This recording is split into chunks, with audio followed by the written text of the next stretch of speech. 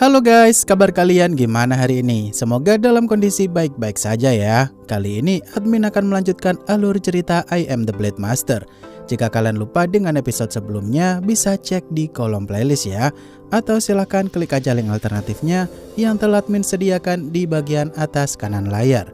Baiklah, tanpa berlama-lama lagi di opening, inilah alur cerita kelanjutannya.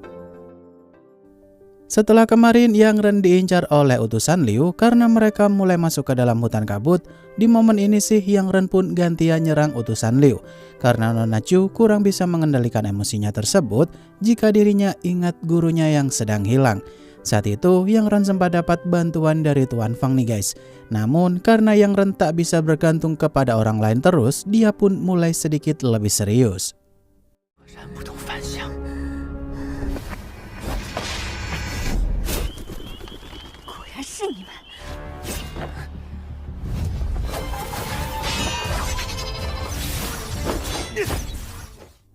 Yang Ren yang saat itu menggunakan pedang iblisnya tersebut untuk melancarkan serangan jarak jauh.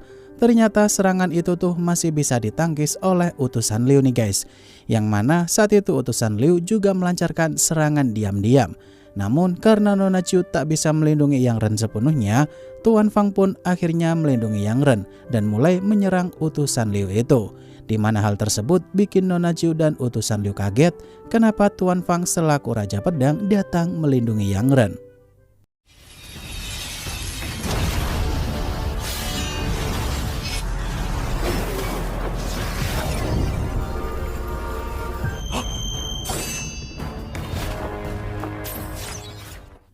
Utusan Liu yang dibuat kebingungan kenapa Raja Pedang memihak kepada Yang Ren. Hal itu pun membuat Tuan Fang kesal dan langsung nakut-nakutin utusan Liu dengan tekanan kekuatan spiritual doang.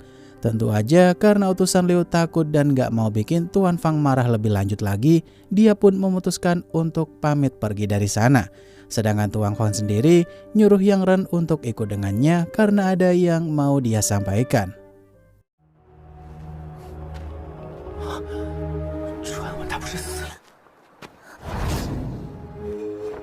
二位随我来。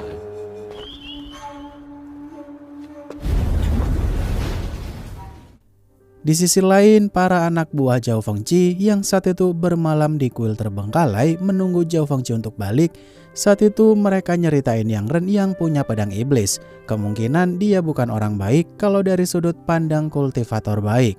Kemudian mereka pun mendengar ada suara aneh mendekati tempat tersebut, yang mana suara itu sih mereka anggap sebagai sosok hantu. Padahal sosok itu adalah jasad rekan mereka sendiri yang dikendalikan oleh musuh. 指不定和长风阁那些贼人是一……哎呀，得了吧！我看那……你说赵大哥去找的那小子，鬼呀！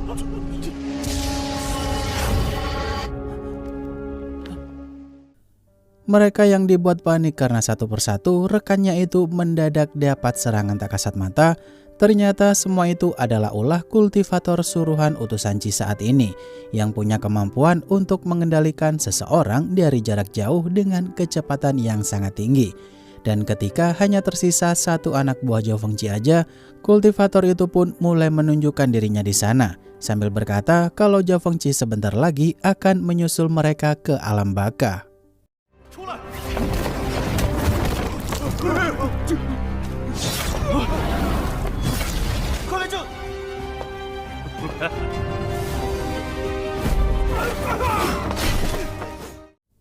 Di sisi lain, Yang Ren yang bermalam di hutan kabut bersama dengan Tuan Fang, dia saat itu sih membuatkan ikan bakar untuk makan malam saat itu. Yang mana Tuan Fang sendiri benar-benar menikmati ikan bakar buatannya Yang Ren. Kemudian Nona Chu yang bertanya kenapakah Tuan Fang melindungi mereka. Ternyata Tuan Fang ini hanya mau memastikan aja apakah surat perjanjian Sekte Pedang yang dititipkan oleh kakek Shu masih ada di tangannya Yang Ren.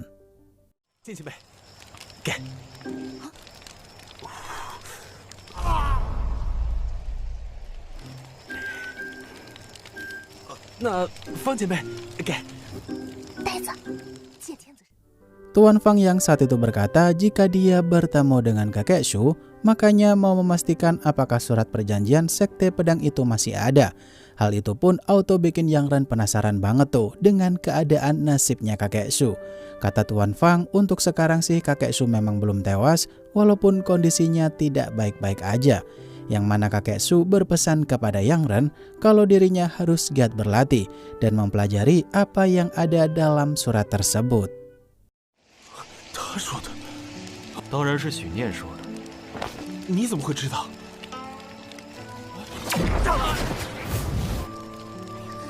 你冷静点。许老头还活着，他在哪儿？ Yang Ren yang disuruh Tuan Fang untuk pergi ke kota batu mengasah kemampuannya itu, tentu aja Yang Ren pun nuruti perintah Tuan Fang tersebut. Sedangkan Tuan Fang sendiri sih langsung menghampiri Xiao Ye sambil berkata kalau dia harus menjaga Yang Ren mulai dari sekarang. Karena bagaimanapun urusan Tuan Fang udah kelar dan sekarang Xiao Ye harus menjalankan tugas menjaga Yang Ren dari kejauhan. 不是，这到底什么意思？话已待到，走了，往南百里有座青石城，接着一路。方前辈依然是这般神出鬼，相爱相杀。 Di sisi lain, Yang Ren yang udah sampai di kota batu untuk melanjutkan perjalanannya itu menuju ke sekte Xuanzhen. Saat itu sih Yang Ren bener-bener jengkel tuh, karena Nona Chu bikin wajahnya jadi jelek banget, agar orang-orang di sana tak tahu kalau Yang Ren adalah buronan Pavilion Changfeng. Tak terima dipermalukan seperti itu, Yang Ren pun bikin Nona Chu malu di depan umum pula nih guys. Di mana Yang Ren bilang ke semua orang kalau dia adalah tunangannya Nona Chu yang mau kawin lari. 美其名曰帮我敲钟，这青石城还挺热闹。这人怎么这么蠢？有病啊！谁要跟你这麻子私奔？什么私奔？所以老爷要是知道我俩私奔了。 Yang Ren yang saat itu makan dengan rakus banget karena udah dibikin jengkel oleh Nona Chu. Terlihat jika ada rombongan kultivator keluarga Long yang saat itu dipimpin oleh Long Wei untuk patroli di sana. Saat itu rombongan Long Wei masuk ke dalam kedai makan tempat Yang Ren makan tadi, yang mana tentu aja semua orang auto terdiam tuh karena keluarga Long di kota batu sana benar-benar disegani banget.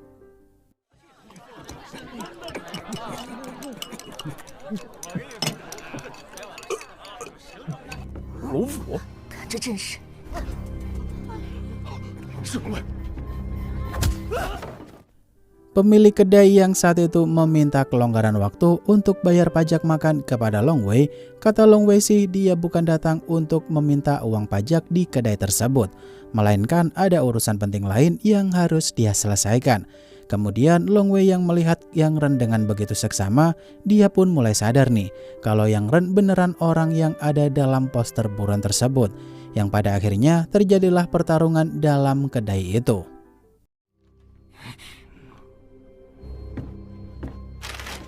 说嘛，该让你穿女装，保管谁也认不出。不是吧？这么快就给？阿夏。 Yang Ren yang saat itu protes kepada Nona Chu karena dirinya tuh nyuruh Yang Ren untuk nyamar jadi cewek aja yang udah keterlaluan banget. Di sela-sela obrolan itu, Nona Chu pun nyerang musuh dengan sumpit doang tepat di bagian terlemah para laki-laki. Di mana seketika anak buahnya Long Wei pun auto rada merinding kalau mereka sampai kena serangan mautnya Nona Chu itu. Melihat hal tersebut, Long Wei pun langsung marah dan nyuruh mereka semua fokus untuk nangkap Yang Ren aja. 都愣着干嘛？你这女人，你下！活该被天回佑。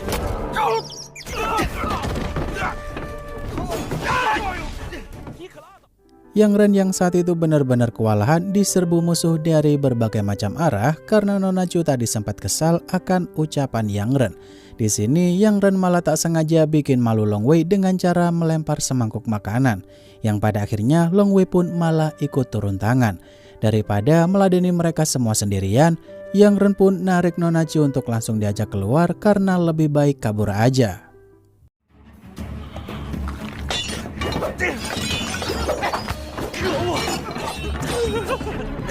瞧把你们这些怂货给处死！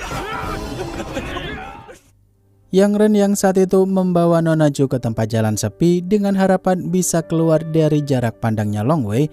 Di sini tuh Long Wei malah berhasil memisahkan Nona Chu dengan Yang Ren nih guys. Dimana saat itu Nona Chu disibukkan oleh anak buahnya Long Wei. Kemudian Yang Ren yang mulai menggunakan pedang iblisnya itu untuk melawan balik, tapi sayangnya pedang Yang Ren malah nyangkut di sela-sela gang sempit itu.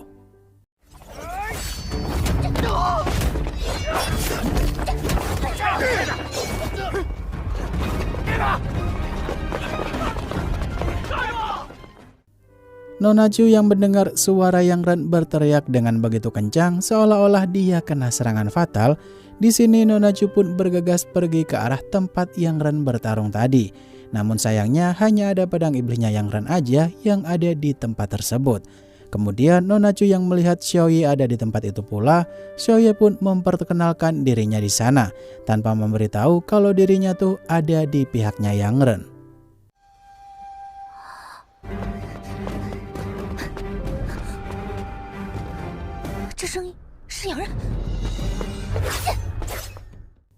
Nona Chu yang saat itu mengira kalau Xiaoye adalah kultivator dari Pavilion Changfeng karena senjata mereka tuh sama-sama menggunakan kuas. Di sini Xiaoye pun menjelaskan kalau dirinya tuh bukan musuhnya Yang Ren dan Nona Chu. Namun karena Nona Chu tidak mudah percaya dengan orang lain mengingat dirinya mereka aja baru kenal, Xiaoye pun memancing Nona Chu agar mengikuti dirinya dengan berkata kalau Xiaoye tuh tahu kemana Yang Ren dibawa pergi. 随小生浪迹江湖，做一对神仙。你那丑奴不要你。说，我家丑奴现在何处？龙骨丹青宵夜谣，竟如此浮夸。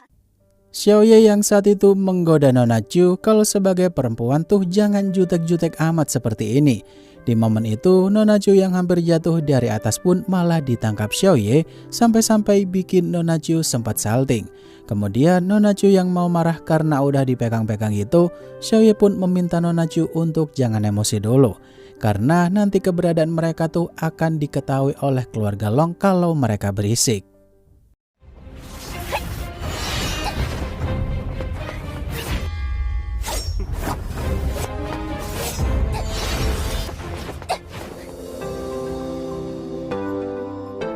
Wah, kira-kira Nona Chu dan Xiaoye bisa menyelamatkan Yang Ren gak tuh? Episode berikutnya sih bakal seru kayaknya kalau Yang Ren ngamuk dan obrak-abrik keluarga Long. Ya, mari kita tunggu saja ya episode berikutnya nanti admin upload. Akhir kata, terima kasih untuk kalian yang udah nonton sampai akhir dan sampai jumpa di video selanjutnya ya guys. Bye-bye.